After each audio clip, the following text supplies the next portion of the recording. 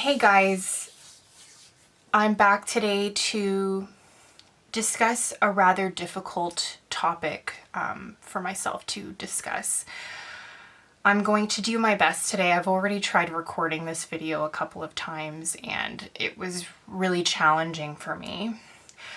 I, however, want to make this video for several reasons. I have some journal prompts, or you can use it as a tarot spread or an oracle spread if you want, that I prepared for the community, for you guys who watch my videos, in order for you to be assisted if you move through this experience, a similar experience, whether it be the passing of someone beloved, a beloved pet or a family member, friend, somebody that you cared about, or if it's even just a more of a symbolic ending or a metaphorical ending. But I also feel that it's important to document where you are. It's important to recognize,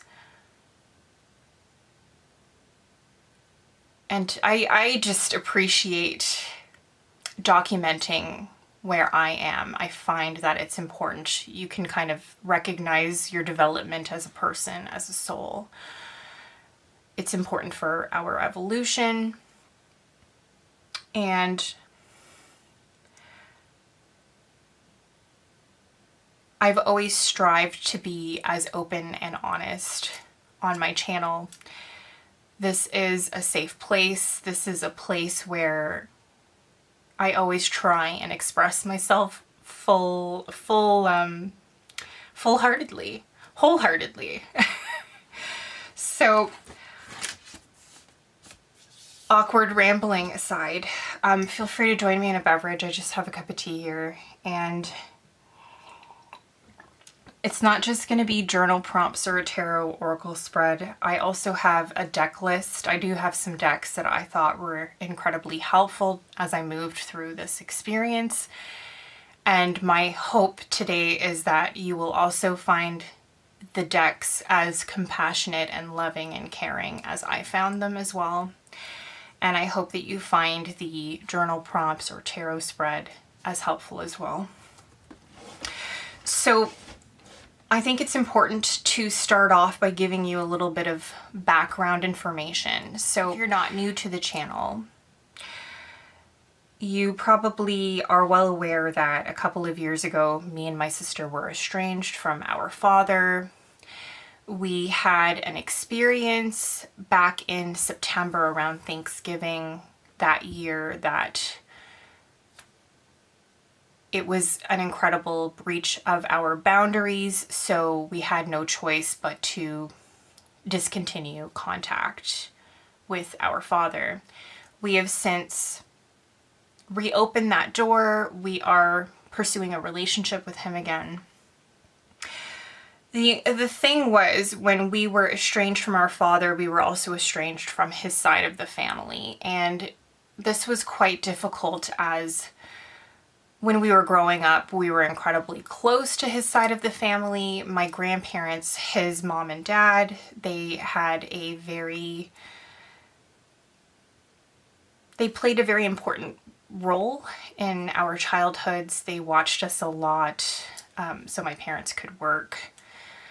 They sort of act like caregivers, which I'm sure is not a unique experience. I'm sure a lot of you have had similar experiences growing up, being very close to your grandparents and your aunts and uncles. There were numerous times growing up where we would get together as extended families. We would have dinner. Christmas Eve is a big celebration in our family, and we would meet during all sorts of different celebrations. Easter was another big one, and I could go on and on. So this has since discontinued since my grandfather has Alzheimer's. He's currently in a nursing home, so my grandmother no longer continues the celebrations, but we do try and see them And since experiencing this, I have made a lot more effort to reconnect with everybody. And that's one really humbling part of this experience of losing my aunt. It has brought all of us together, which I'm incredibly thankful for. So my aunt, the one that passed, she is my dad's younger sister. So my dad's the oldest. He has my Aunt Paula, she's my aunt that passed. And then I had an uncle, Fernando. He's passed as well. He passed quite young. He was 25. He passed when I was just 2 years old. So I unfortunately don't remember him much. Then I have an uncle and an aunt. So it's quite a large family, and I grew up very close with all of them. The youngest aunt is my godmother. She did numerous things to help myself and my family, my dad, my mother out numerous times, as well as my uncle, the one that was born before her. He has a daughter who's only a year younger than me, so I grew up very close to his side of the family, or I should say his family, his wife and he had 2 kids. He now has 3, but he had 2 kids. The youngest one was born she's 7 years, I think, apart from the older sister, who was the one that I grew up very close to. She's only a year younger than me. And some of my happiest childhood memories are of playing at this uncle's house with my 2 cousins, his children. One significant realization that I had was how death holds the potential to unite people of all walks of life to express their deepest sympathies for the departed and their grieving loved ones. I couldn't help but recognize the beautiful gift she had blessed me with as I watched my daughter play with my cousin's children. The same cousin some of my fondest childhood memories were of playing with her and her little brother during the many weekend sleepovers we shared as children. But the biggest gift was recognizing that life itself is precious. And this is something I think we always forget. We make the mistake that we think we have time, but we never really recognize when something is going to end. So it's important to really cherish the present moment.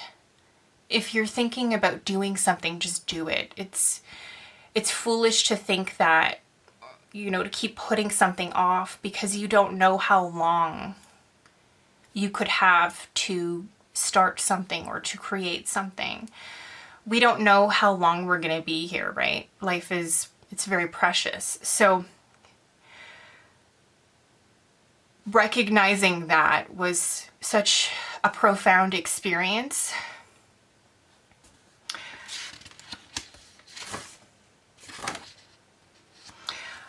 Another situation that I kept experiencing was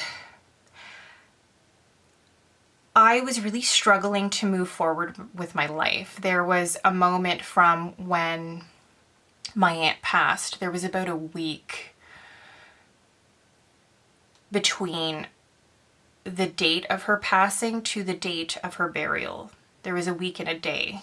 So I found myself very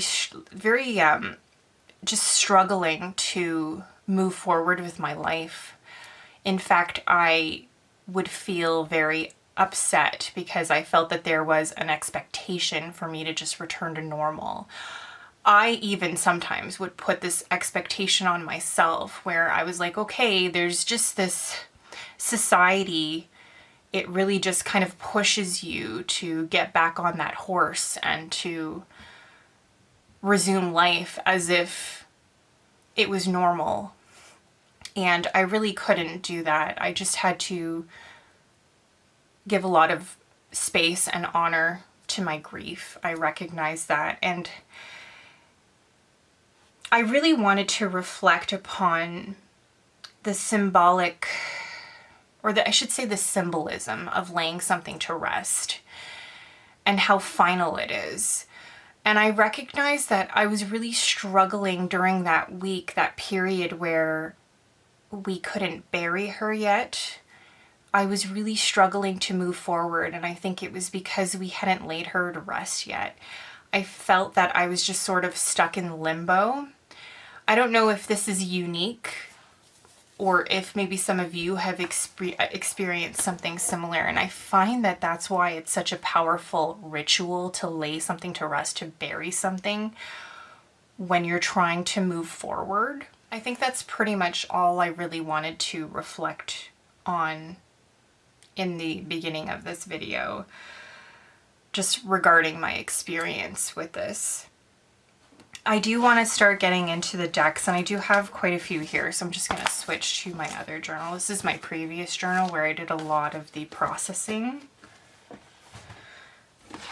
So I want to start with the Lacrimosa Tarot because I found this deck to be the most helpful in my experience, especially during that transition period between the loss and the actual burial. This deck was coming forward a lot. This deck allowed me the space to just be with my grief.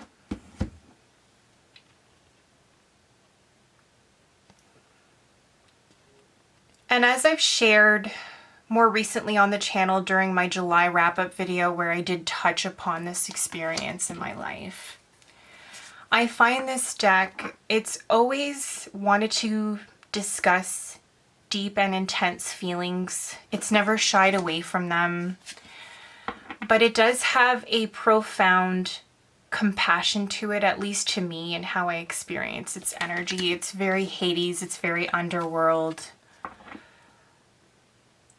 When I work with this deck, I will reach the deepest, darkest depths of my emotions.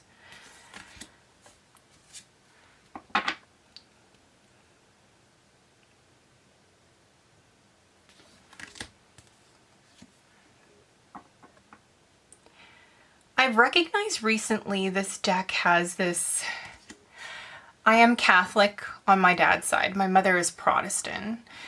And this deck is, it's very Catholic in its imagery to me. It feels,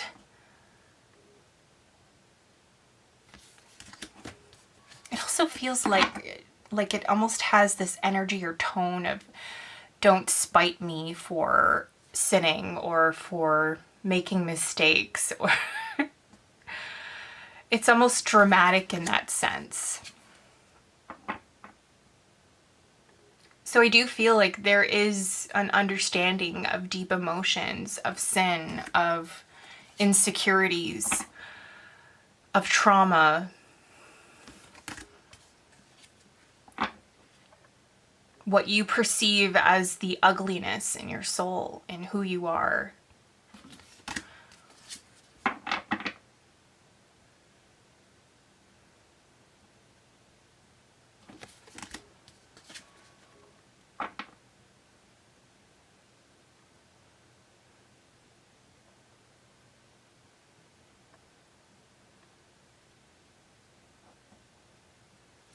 You know, when I was growing up, my grandmother, my Vava, on my dad's side, when I was growing up, she would always share anytime she moved through any kind of a negative experience, she felt like she was being punished by God for something. And I'm almost tapping into something like that within this deck. That's why I was saying, like, it feels like somebody that feels like they're being punished almost.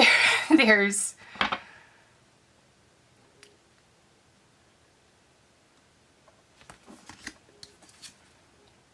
and that's why I do feel that it is compassionate. It understands suffering and pain and despair. So again, this is the Lacrimosa Tarot. This was created by Rose Bay, and you can buy this on Make Plain Cards if you're interested.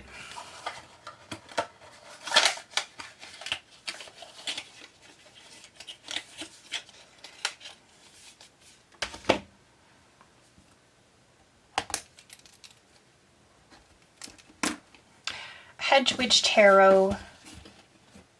Hedgewitch Tarot, again, it has a very unique energy to me. And I've shared this quite a few times on the channel before. And I'm sorry, this deck was sent to me for review by Llewellyn. I do believe that I need to mention that. I know you're probably sick of me saying that, but this deck has a unique personality in the sense that it feels very connected to the spirit world. And I understand there's an aspect of that with all tarot and oracle, all divination tools, I should say. But this one feels amplified. This is one of the stronger ones in my collection. And I think it's because of all the different creatures that are depicted throughout the deck. There's dragons, fae, there's witches literally riding on broomsticks. It just feels like it has this energy of folk and fable, folk tales, mythology. It just feels so otherworldly in your hands. It's very interesting, and it has this ability to transport you into another world, which I appreciate as a Pisces. It has such bright, vivid colors too. I love the colors in this deck. But what I appreciated about this deck is I felt that it had a very strong connection to my aunt who passed. It came into my life around the time of her passing. And as I've shared, I think on the channel a little bit, I do find that I will come into contact with decks, or I should say they come into my collection. Decks that are symbolic of people in my life, if that makes any sense. I have a deck that it's clearly my sister. It represents my sister. I have one that represents my husband. I could go on. And I find that this one is very closely connected to my aunt. It feels like her. It's very... And I didn't share very much about this part of the experience, but my aunt was very sick. It turns out she had been sick for 6 years. We were unaware. We had heard that she had fallen ill, but we just assumed that she had recovered. However, we would soon discover that that wasn't the case. However, during the 6 years, she made these incredible sacrifices. She became very holistic, natural, very connected to the natural earth. She ate as healthy as she could.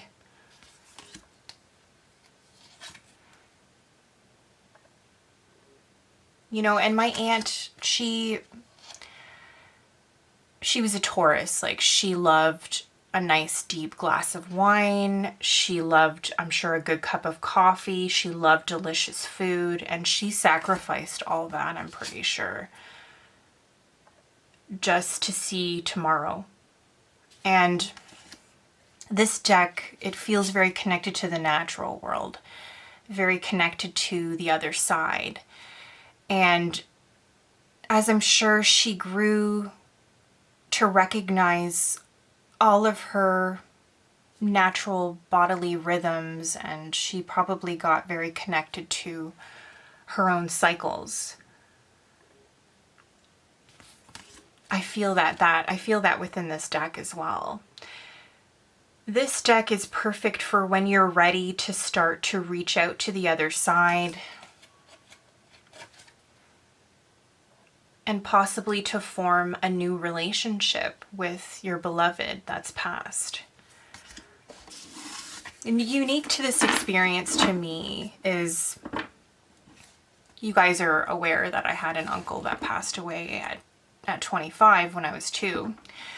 My experience with him is my relationship with him, as I have revealed on the channel. I do recognize him as a spirit guide quite often, actually, and a very protective one at that.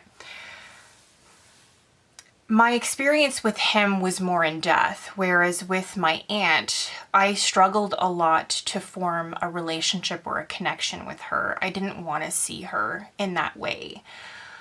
I was still very much clinging to that aspect of her being alive. And forming a connection to her now has been really difficult for that. I'm still not quite there yet.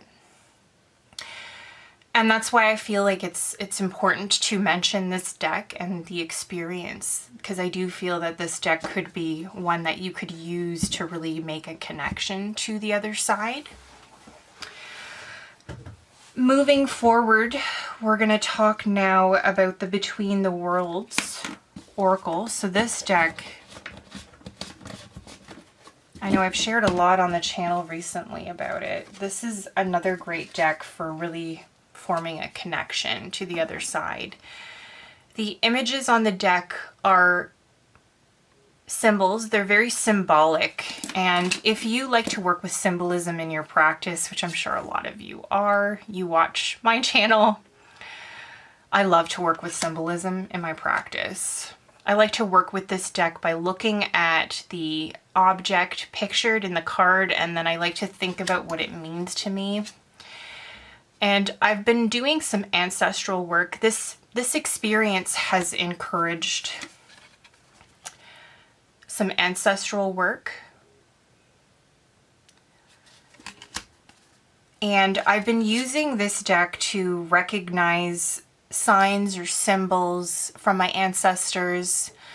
You can use this to recognize signs or symbols from spirit, from beloved dead.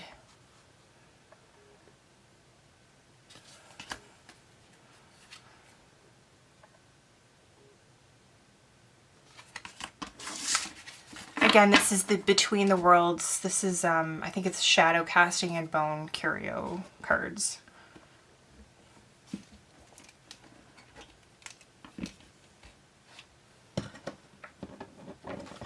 Antique Anatomy, I was debating if whether or not I wanted to put this on the deck list. I'm going to mention it here because I do feel that some of you would find this deck helpful.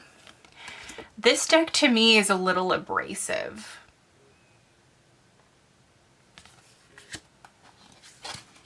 It's very honest and open. The imagery is death and rebirth, of course.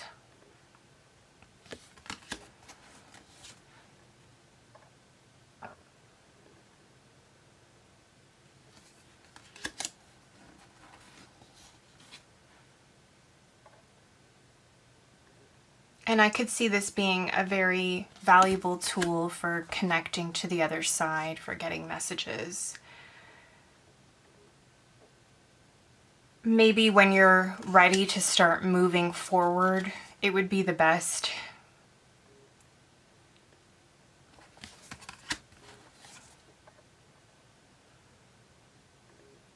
So again, this is the Antique Anatomy. It's by Claire Goodchild. This is a mass-produced deck.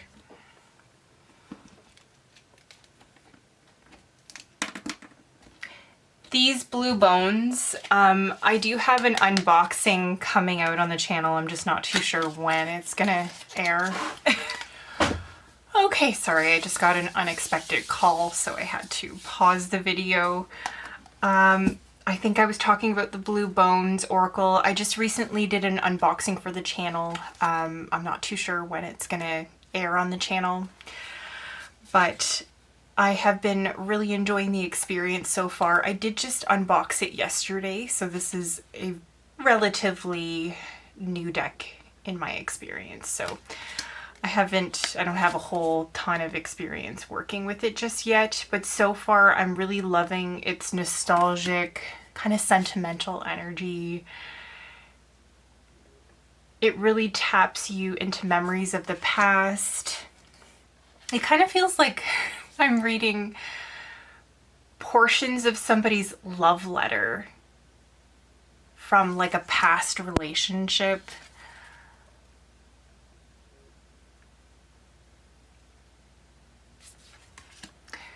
But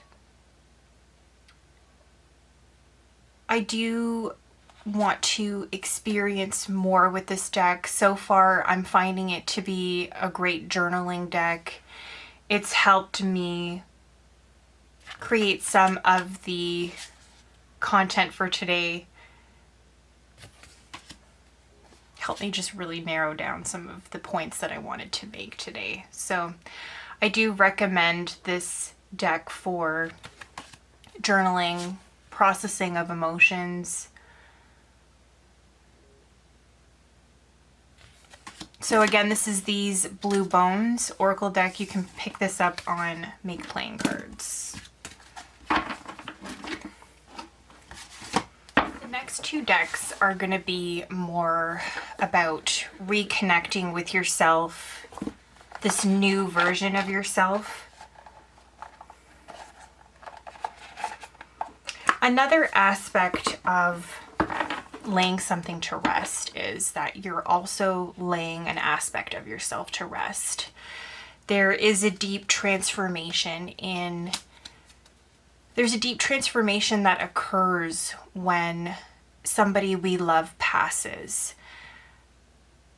You're being rebirthed essentially into a new version of yourself. There is a part of you that has to recognize that you're not the same. So I find the Midnight Magic Tarot, this is a mass-produced deck. It's all about mushrooms, and mushrooms, I always forget the exact terminology of this. Grow from decaying or dead matter. So I do feel like this is life after death, or the life after death aspect.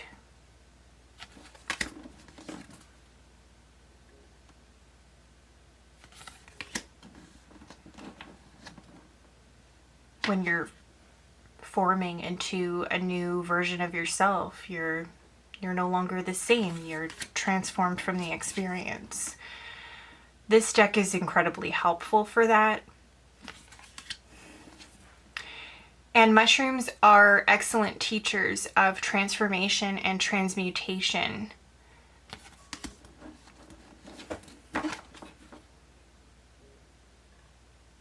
So again, this is the Midnight Magic Tarot. Lastly, a new experience that I've been having is reconnecting with the Darkwood Tarot. And this deck is all about self-discovery.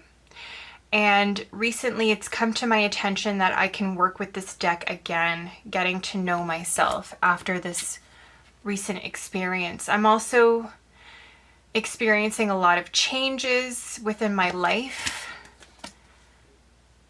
and this deck is going to be incredibly helpful for rediscovering who I am as I move through all the different changes that I'm experiencing.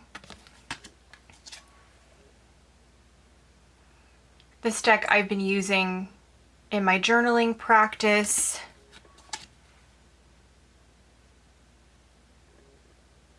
as well as in my glamour. And I've been enjoying reconnecting with this deck again. This is a very autumnal deck as well in my collection. So this is the Darkwood Tarot. It's a Llewellyn deck, so you can purchase this mass market. Okay, and I'm just reviewing my list of decks that I wanted to share today. And I think this is a great place to end the video. These are all the decks that I found incredibly nurturing and helpful for processing of grief, as well as assisting in my transition from death to life. So I hope that you guys find this video helpful. Oh, I did forget to share the journal prompts / tarot oracle spread. So I'll be going back to my old journal, and I will be including this in the description box below. That way you can just copy and paste that. I just ask that if you do use my spread on social media, you credit me. I always list my social handles in the description box below, guys, if you're interested.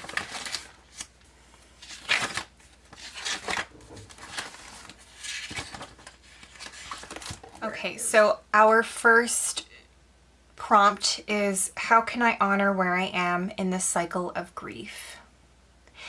And I think that it's very important to really honor the intense emotions that come with grief, as well as where we are within the cycle, and recognizing where we are within the cycle, and just giving ourselves the space to feel whatever we're feeling in the moment, whether it's regret, guilt, or the deep despair, loneliness, whatever intense emotions pop up.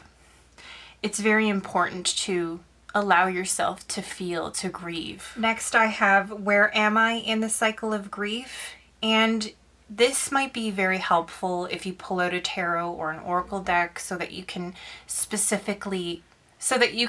recognize where exactly you are within the cycle. How can I be present with my emotions? Is our next prompt. And lastly, I have, what is the impact of my emotions at this time?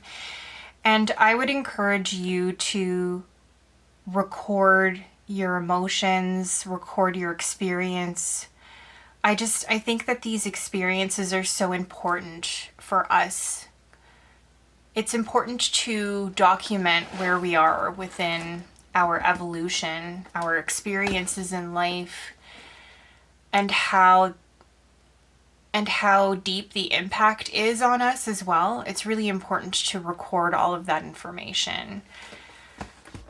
They're a part of the journey. So before we end today's video, I wanted to thank you for watching today's video, of course, and I want to add that if you are moving through a similar experience, my heart is with you. And I hope that you get some closure or some assistance in today's video, whatever it is that you require. It is a very difficult time. It's a challenging time, and I just want to let you know that I'm here for you, and I hope that this video helps, and I will see you in the next video. Bye.